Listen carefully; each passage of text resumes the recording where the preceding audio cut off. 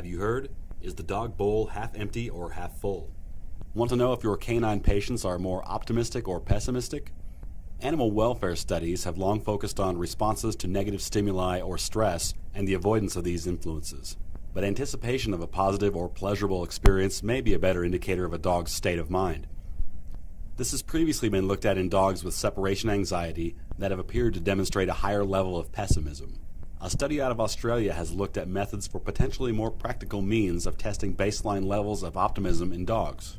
The testing was performed by using a portable apparatus that, when triggered, dispensed a set volume of lactose-free milk or water cued by distinct audible tones.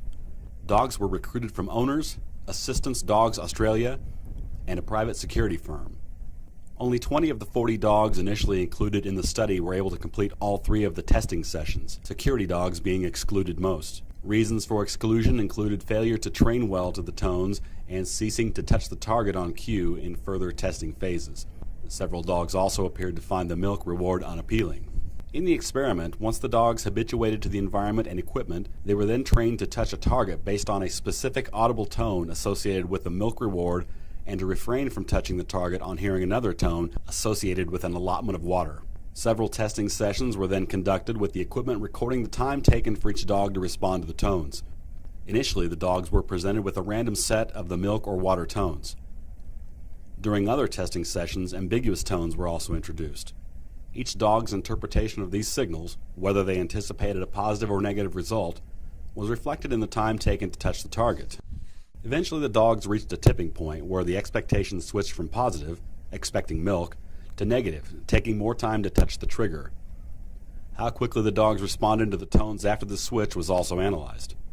Based on latency response times, each dog was assigned to an optimism category: optimistic, moderately optimistic, balanced, or moderately pessimistic. The dogs were slower to touch the targets as tones got closer to the water tone, yet there were significant differences in the response times between individuals. Some dogs were more likely to touch the target than others regardless of cue. Other, less optimistic dogs stopped responding to the tones more quickly when touching the targets did not result in a milk reward.